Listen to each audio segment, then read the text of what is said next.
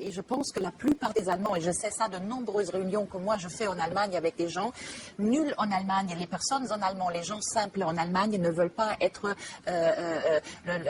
l'allemand moche. On ne veut pas être ça. Hein? The ugly German. We do not want to be this. Hein? Oui, c'est touchant d'entendre ça. Et c'est beau. Je crois que, comment dire, il y a une certaine injustice dans ce qui arrive à l'Allemagne. Elle n'a pas cherché cette situation. C'est-à-dire, il y a une efficacité intrinsèque de la société et de l'économie allemande, qui est un fait, c'est pas un fait de nature, c'est un fait d'histoire et de société, qui a remis l'Allemagne dans une situation de surpuissance relative en Europe, et l'Allemagne ne l'a pas cherché, et ça serait profondément injuste de dire qu'il y avait le projet d'arriver à ce genre de situation. Non mais arrêtez, vous m'approuvez, vous n'allez plus m'approuver bientôt. Mais ce que je veux dire, c'est que les derniers événements, donc on se retrouve en fait un peu par accident avec une Allemagne qui contrôle les règles du jeu en Europe et qui commence d'imposer ces règles.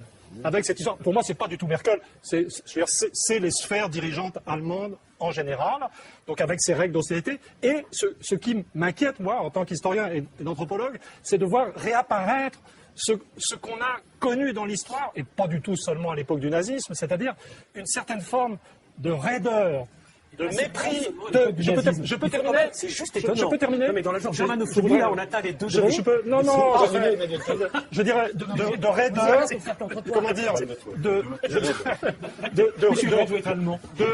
de raideur et je dirais de conception hiérarchique. Et moi, ma véritable crainte et ce que j'examine en tant qu'historien et j'essaye de sentir ce qui se passe, c'est voir si cette situation de surpuissance relative en Europe, dans un contexte de compétition économique aggravée, n'est pas en train de ramener au jour des attitudes anthropologiques, allemandes, traditionnelles. Je voudrais terminer sur ce que vous avez dit, que c'est ce que je trouvais touchant, c'est-à-dire l'idée que tous les Allemands ne sont pas capables. Évidemment, on parle d'une société, l'Allemagne est remplie de gens sympas, il y a des gens de gauche, il y a des gens de droite libéraux, mais ça aussi on l'a connu dans toute l'histoire. Et le véritable drame de l'histoire allemande, c'est que ces gens ont toujours été vaincus.